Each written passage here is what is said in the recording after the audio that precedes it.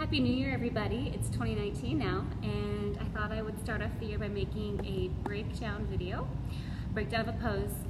It's kind of a combination, actually, of Shalabhasana, Bekasana, and then Dhanurasana. So what I'm going to explain is applied to essentially like all of them, all right? So most often, people tend to really dislike back bends, and I think it's because in their minds they associate a back bend with like the crunching of the back. It's like a pulling and a contracting of the back body. But to have a really nice back bend, we actually need to think of it as a front body stretch. And with that, we need to find a base of which to move from, just like any other pose. If I'm doing a standing pose, my base is obvious. It's going to be my feet, and I'm going to move energy from my feet up.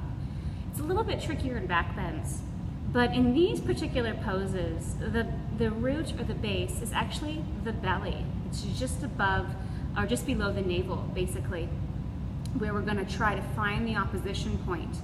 Okay?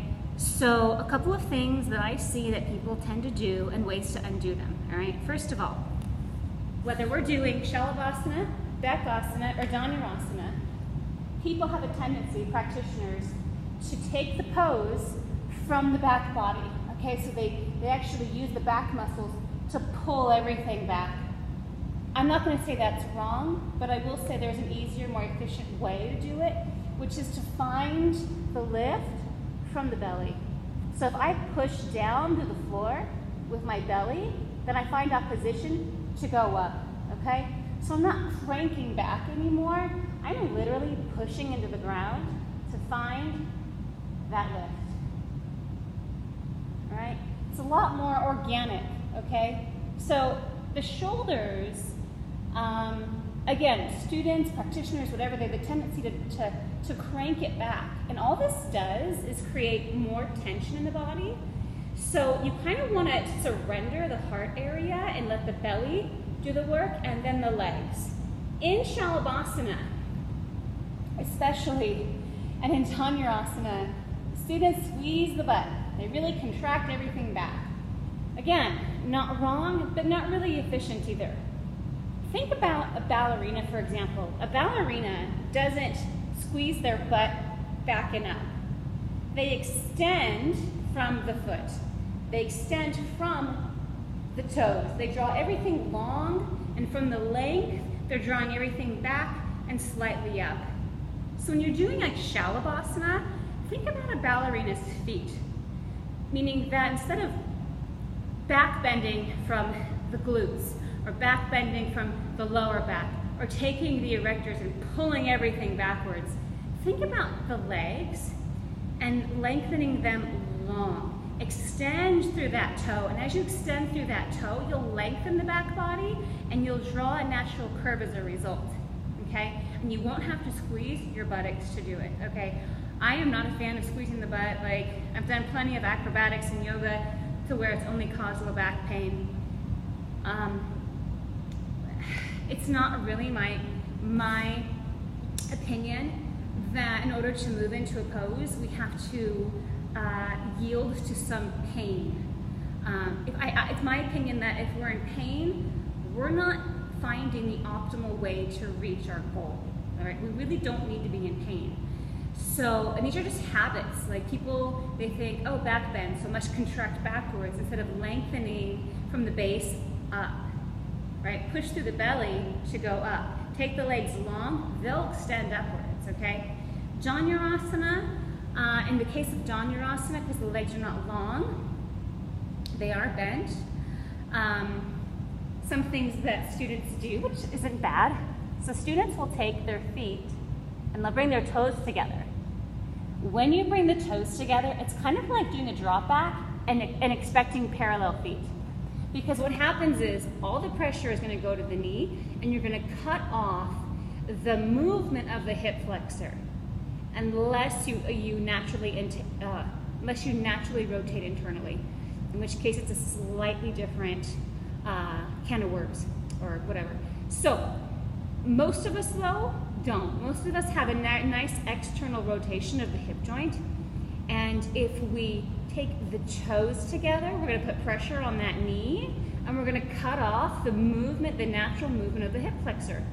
So what to do instead is to allow the pelvis to open and the knees to come out and to draw the heels together. So we lift from here. Instead of here, right? This instantly puts pressure on my knees. I release and use the heels, okay? And then from that position, you want to take everything just straight up. Ball of the foot, like that ballerina again, ball of the foot, all right? So that you can actually relax the back body and allow the lengthening of the front body to happen more easily without contracting so hard, okay? Bakasana is pretty much upper body Shalabhasana. Obviously the leg position is a little different, but even with Shalabhasana, oftentimes students, they will push too hard with the shoulder and create tension in the shoulder when the whole idea is to relax and allow it to open. So if you can learn to isolate and push with the hand, but not the shoulder. Like let the hand do the work and let the shoulder surrender open. So it's not pushing and creating tension, it's opening back. Because think about it, if you're an Ashtanga practitioner and you're doing second series, all of these poses are really just the steps on the ladder up to Kapotasana. So we want to be smart about how we prepare for that pose. If we're creating tension in our upper body, it's going to be a lot harder work when we get to Kapo. And these are all just habits. They can be unlearned. They're patterns that get integrated into the body. Pain can be unlearned. We don't have to you know, throw our arms up in the air and assume that the only way to do it is to create pain. Again, pain is usually an indication that we've been doing it in a way where the prana is not flowing optimally. So that means that we need to revisit our approach. I love using the belly as a way to find buoyancy in these belly back bends, because then I don't have to use my back body at all. I can just push it down through the floor and find that buoyancy like a boat would be on the ocean. So think of it that way. If that helps, I hope you have better luck.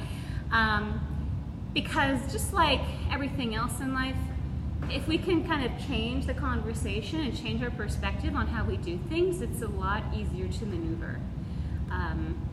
And so that's it. Those are the back bends from the beginning of second series: Shalabhasana, Bakasana, Dhanurasana. And I hope that was helpful, guys. I will see you soon. Bye.